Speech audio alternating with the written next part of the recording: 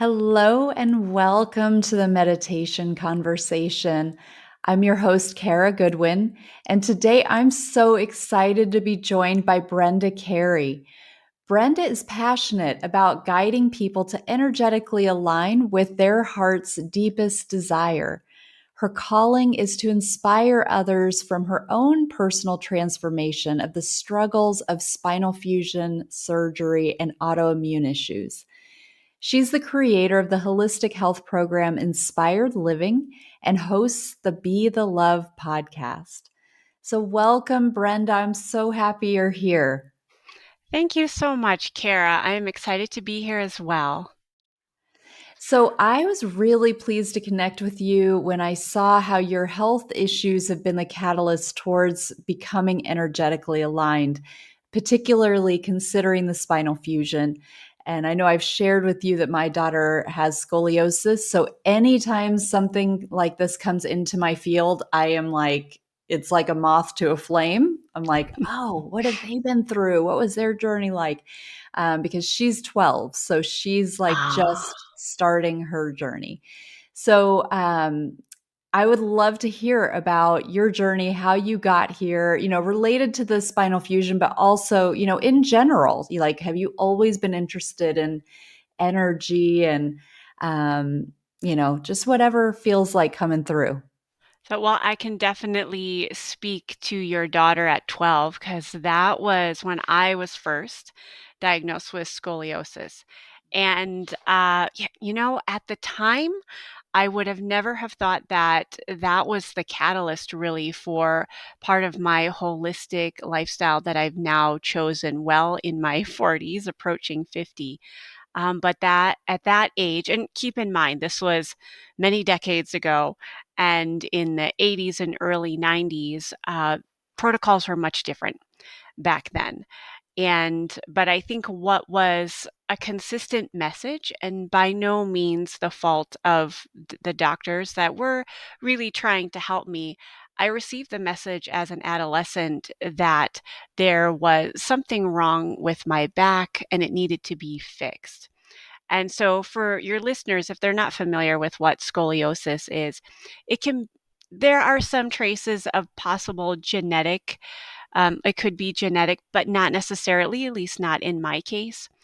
And it's a lateral curvature of the spine. And so there becomes imbalance within the bone structure and the muscle. And also the muscles along the spine and possible rotation of the rib cage. So, in a nutshell, it creates a lot of imbalance, not only physically, but also in hindsight, I could see that affecting me mentally and emotionally as well. I felt like my moods also, and it's, teenage years, also reflected some of that imbalance within my spine. Would I have known that at the time? No, but in hindsight, I look back and I'm like, those were the little seeds. And so the doctors, doing the best that they could, said, there's something wrong with your back. It needs to be fixed. The curve is getting um, too accentuated. I received it as there's something wrong with me and that I needed to be fixed. And I carried that message with me for, so many years after on a very subconscious level. And so, fast forward a little bit, I didn't need to be braced. I'm not sure if your daughter has had that experience, but that was also a very confining place to be. You You know, did need to be braced. I did. It was like Okay. I lovingly called it the plastic corset. Oh, gosh. um, Yeah. and I mean, there is still bracing that still goes on to help the curve not become quite so great. Unfortunately, I think what it was inevitable for me that at 19 I did need the spinal fusion surgery. So they moved my spine over to straighter, and then I have two rods on each side of my spine. And oddly enough, I didn't really have any pain previous to the surgery. It wasn't till I needed the surgery and then post surgical, that's when the pain became very apparent.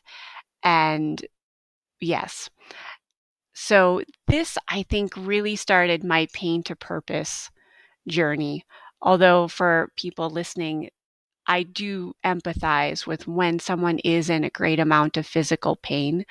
No one really wants to hear, "Oh, you'll find your purpose in this." Yeah. I completely empathize with that, but sometimes we do need something, and for me, it was the physical pain that brought upon what was going on internally with those deep-seated belief systems subconsciously of, "There's something wrong with me, and I need to be fixed." And so I didn't start a meditation practice right away. It actually started with yoga. And in my yoga practice, this was about 2, 3 years post surgery when I was having pain, actually where the rods were not, so more in my lower back and my neck. Never really experienced pain other than the surgical pain. But then a couple years later, my mom invited me to my first yoga class, and she's like, maybe this will help. We've heard that yoga can help with back pain. And so this class was basically a reintroduction of what my body could do and could not do. And I'm not going to say that, oh, I loved yoga from the first class on. I lovingly tell my students, I really struggled. I struggled with having to figure out what my body could do now with the limitations that it had, and then all the mental judgments that came with that. Because I was still young then. I was in my, early mid 20s, and some of the movement, I couldn't do with people much older than me. And so these thoughts of there's something wrong with me just kept flooding back in while I was on my yoga mat. And so I say I had this start, stop kind of relationship with yoga because of that, because I really had to address and sit with in slower holding these yoga stretches and really moving my body and trying to move it in ways that were new to me with the limitations that I had, and breathing. Like, I think because I was braced for so long and because of the issues in my spine, I wasn't breathing properly. I was a reverse breather. And so by that, I mean, like, mostly when we inhale, our belly, fills up like a balloon. And then as we exhale, it deflates. And I was the opposite. And it took me so long. That yoga class, those first classes were my first introduction to breathe properly. Because as I was inhaling, my belly sucked in. And then when I exhaled, my belly came out. And surprisingly, there are a lot of people that do that. Uh, as I continued my yoga and then meditation journey, there are other people that were like, "Oh yeah, I do that too." And that just sends a signal to our nervous system that there's something wrong. Like when we suck in air really quickly, you know, it kind of triggers more subtly, but it triggers our fight or flight. Right. Yeah. Well, oh, sorry. No, Please, I don't want to cut off your journey. no, that's totally okay. So I was just going to continue. So the yoga with the breathing, and then eventually meditation came in. And the meditation initially was for me to watch those thoughts. And I watched the negative self talk just fill in. And I'm not saying initially it was a breeze, because it wasn't, but I just started noticing these patterns of, oh my gosh, these thoughts of not enoughness keep resurfacing, these thoughts of there's something wrong with me.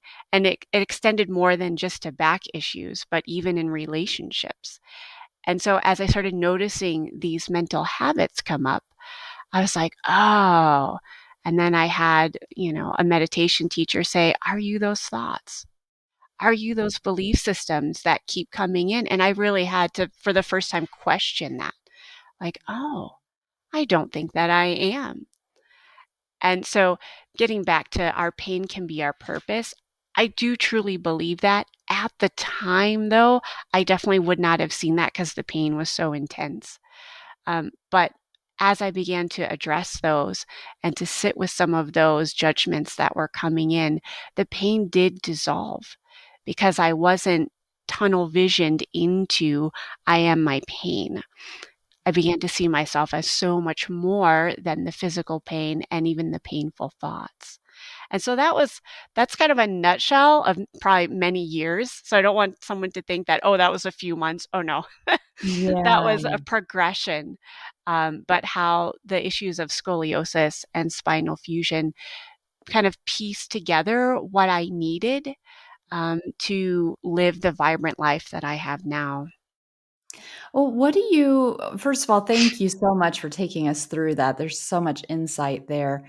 I'm really curious about what you make of the fact that you didn't have the pain until the surgery and until after the surgery. Um, what do you make of that? Well, actually, that's quite common. I mean, our physical bodies, especially as children, so if we go back, our physical bodies as children are naturally flexible and resilient. And so over the years, my body got used to my spine being out of alignment. And so like the unevenness in my shoulders, because mine's more in my upper to mid back, just became a part of how I carried my body.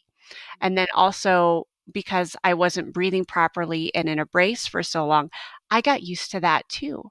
I got used to taking very short, shallow breaths. So our bodies are amazing. They can get used to, and either way, they can get used to what's in our environment or what we have to put up with, kind of being on survival mode. And then consequently, our brain also gets used to, oh, this is quote unquote normal. This is what has to happen. And so as a child, I just got used to that kind of way of being. And so the surgery obviously did create pain. And also because I was so young at 19 and in fairly good health, I mean, otherwise, I recovered fairly quickly, but it wasn't until about 2, 3 years post surgery that my body started to compensate, and to a point where I do think there's a point when the body says, that's enough. We can't take it anymore. And I think we do that in many ways, whether it's back pain or any other type of issues. We'll put up with the little micro changes that might not be serving us, but we'll put up with that. But then there comes some kind of storm or an additional, issue that comes in, and the body and the mind go, that's enough. And that shows up as bigger symptoms or a diagnosis or disease, whatever that might be. Um, and if we're not really in tune, which I wasn't back then, with what was going on subtly and in my energetic body, it just compiles and builds up. Yeah. Okay. Thank you. So, were you able to manage your pain with yoga and meditation? Not initially.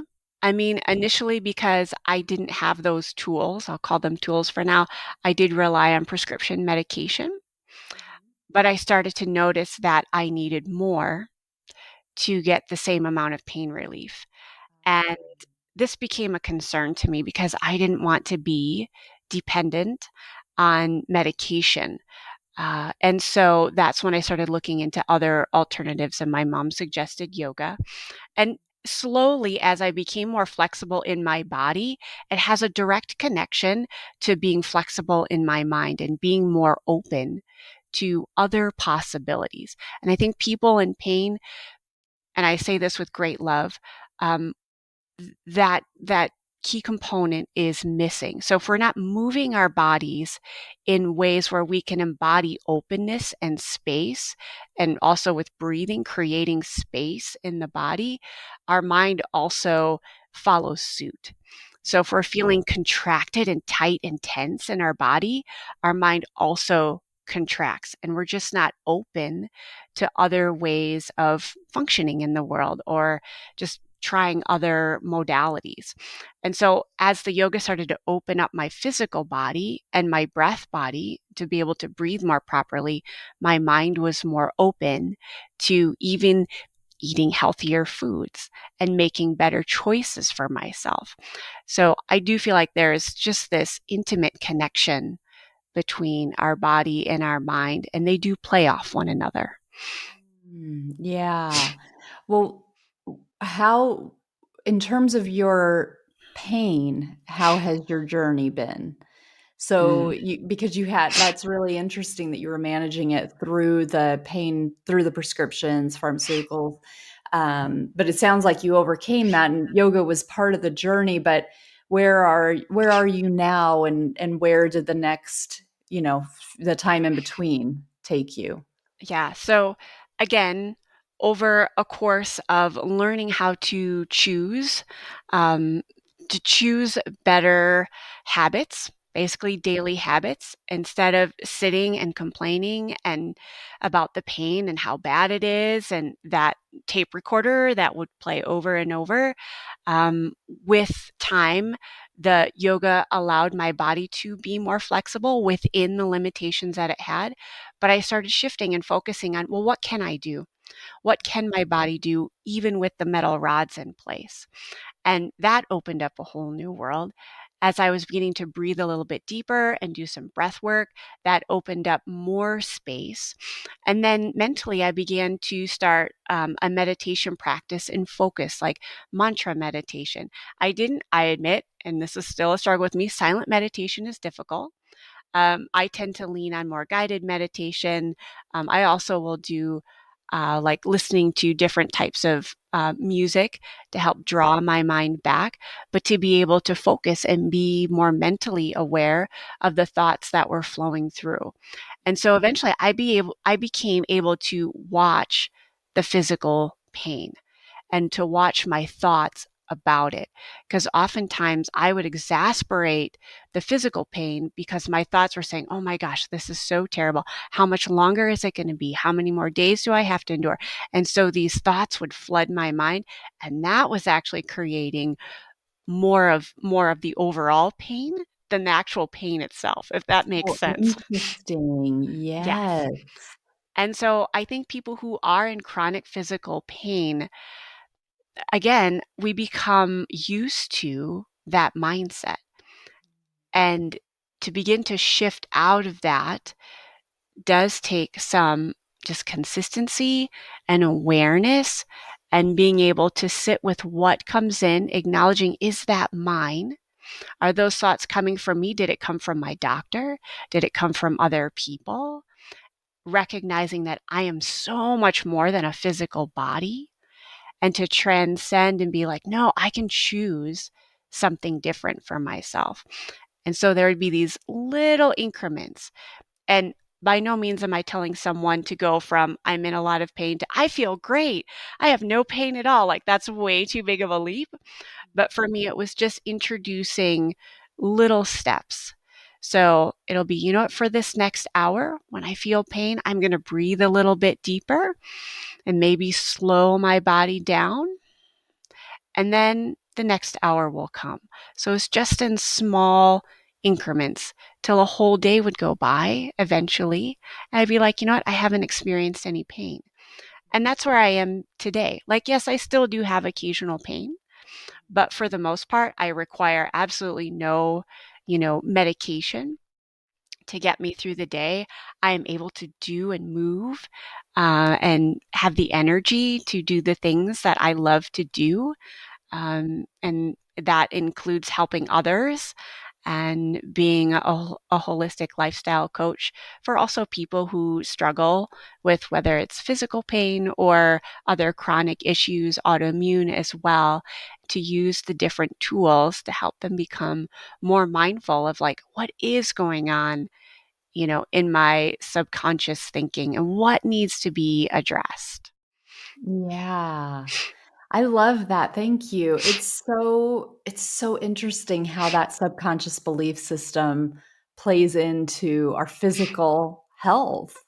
Yes. It's really, really powerful. So is that the main way that you address the subconscious, was by noticing the thoughts and then addressing the thoughts, or were there other ways that you worked with the subconscious beliefs? I think that was my first, the awareness and being able to realize that I have choice because I did feel like a victim to my pain, like the why is this happening to me? And changing that to this, no, this is happening for me. And I might not see the end result right now, but it is a process and it is in the work, so to speak. So that was kind of the initial like recognizing where my thoughts would start to downward spiral when I was sensing pain. And then I started learning different energy healing techniques like Reiki. So I trained in Reiki and some other energy healing modalities, ones related to not just Japanese tradition, but acupressure points in Chinese medicine, energy medicine techniques with Dana Eden, and started to incorporate those into my yoga practice. And it became this really powerful way of not only moving the physical body, because I mean, I understand people in pain, they don't want to move. And I'm saying we need to move. We're designed to move. Like that's how our human body is designed with full breathing and also work with what I would call like the subtle energies. So the infinite self, if you will. And so we are so much more empowered when all of those energies come into like coherency and what I call energetically align to where we really want to go. That's beautiful. So, so powerful. So, when someone is struggling with physical pain and they want to take up meditation, do you have tips about how to be comfortable in meditation if you're dealing with pain? Yes, I would definitely say the first thing to let go of is this stigma that you have to be seated cross-legged on the floor. I'm just going to say I will never be able to do that without my feet falling asleep. Yeah.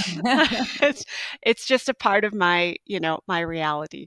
And that's okay. Like I had to get over the, oh, I can't meditate because I can't sit cross-legged. Like that was just a message from, the outside that that was the quote unquote right way to Right. meditate. So oftentimes I sit in a fairly comfortable chair with back support. So I have like a lumbar support in my low back to help me sit as tall as I can. So I'm not slouched forward because we do that so much and that just collapses, the diaphragm in our lungs. So in order to be able to breathe bigger, which most people who are in pain are breathing really shallowly. So we need to open up that space in the front body to breathe nice and deep. And sitting in a chair with lumbar support for the back is super important. When I was sometimes in a lot of pain, I would even meditate lying down on my bed. But instead of having my legs straight, because oftentimes I would fall asleep, I would bend my knees and just, I think it's called like constructive rest pose. So I'd bend my knees, let my knees kind of, the inner knees touch in to settle down the low back and just breathing nice and deep and just meditate while I was lying down on a soft surface. Like there are different ways to make ourselves comfortable, not too comfortable to fall asleep, but to be in that awareness state where we can still begin to be in a place of more mindfulness. Also, walking is great.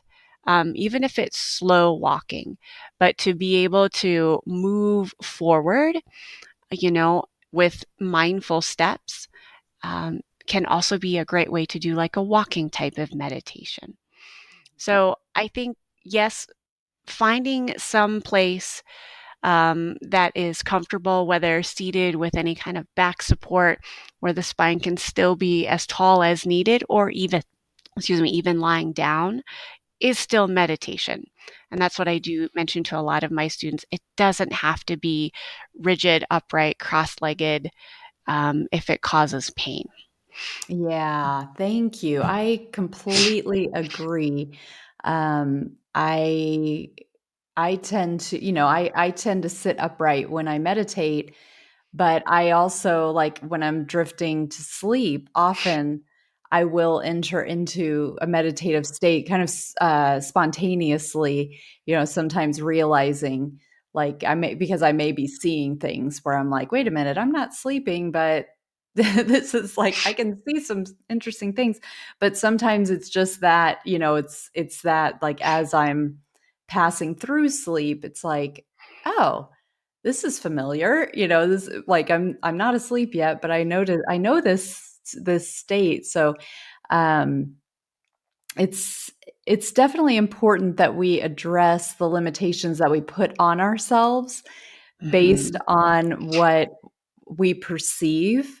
And of course, we may have people who are telling us, that well, if you're going to meditate properly, you can't lie down or whatever. And you know, we do want to be mindful of the possibilities that, if we aren't sitting up, we might fall asleep easier and things like that. Like there are reasons that we sit up, but if it's going to be a preventative of saying like, well, I'm just not going to do it, then it's like, well, there, there are, we can be flexible, and it's more important to do the work than to do it, Exactly. in a specific framework that we think is the important thing, because the important thing is actually just getting into the meditative state and what that can do to your nervous system and how that connects us to our soul and all of those, important things that it's such an important practice to carve time out for. So Yes, and it great. doesn't have to be long. I think that was one of my apprehensions to a meditation practice. Even the word meditation can be triggering because people have preconceptions of what that looks like. So I'll tend to use mindfulness practice or a quiet time as alternative language for that. And then once I was able to find what worked for me, whether seated with lumbar support or lying down, then it was my own, and I'm calling myself out here, my own excuses. And so I lovingly call myself a creative person, but oftentimes that would come out as, oh, I'm just too busy. I'm just too active of a person to actually like sit and do nothing and think about nothing. Cause that's what I thought, meditation was. And so I had to call myself out and be okay, like, wait a minute. There are so many studies. I mean, I don't have to go into the literature of that, where meditation and mindfulness is good on so many different levels and focus. And I would say for people in pain, our nervous systems, including our minds, are very busy because we're either trying to think of, okay, how am I going to get rid of the pain? Or what next thing am I going to do? Should I call this doctor? Should I do this? And so we create this inner mental storm of what should I do next? What should I do next? And so focus is of great importance to be able to make decisions with calm and clarity. And so I would encourage my students, even if it's just for 1 minute, even if your meditation practice is 1 minute, that's awesome. Like, just meet yourself where you are. It doesn't have to be this whole long thing that takes, if it's, eventually to 20 minutes, great. But if it's 1 minute and you can do it twice a day, it's a beautiful place to start. And it's just focusing either on a mantra, like one word of something you do want to align with, or maybe it's just following the breath. It can be so simple.